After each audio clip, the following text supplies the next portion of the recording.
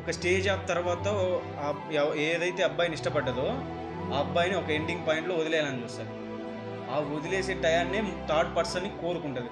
So ఎక్కువ love స్టోరీలను ఇలానే జరుగుతాయి.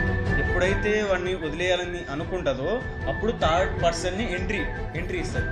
సో అలా మొదలైతే వీడు ఇలా బాధపడతా ఇలా స్టోరీ. వీడిని ఎందుకు వదిలేస్తారని మెయింటైన్ నన్ను అడిగితే నాకు తెలిసిన మట్లు నేను చెప్తే వీడి గురించి అన్నీ తెలిసిపోతుంది. మోస్ట్లీ ఆ అమ్మాయికి వీడి గురించి అంటే వీడు ఎక్కడ వీక్నెస్ ఎక్కడ స్ట్రాంగ్ ప్రతి point to point pin to pin తెలుస్తుంది. సో ఏంటంటే అదే వీక్నెస్ ఉంటుంది. ఇప్పుడు ఎవరైనా వీళ్ళే కాదు, ఒక లవ్ స్టోరీ స్టార్ట్ అయిందంటే ఒక అమ్మాయి వీక్నెస్ అబ్బాయికి తెలుసో తెలియదు కానీ తెలియదు. ఒక అమ్మాయి నేను అడిగితే ఒక అమ్మాయి తెలియదు వాడి వీక్నెస్ వాడిది అనేది తెలియదు. కానీ అబ్బాయి వీక్నెస్ ప్రతిదీ అమ్మాయికి తెలుస్తుంది.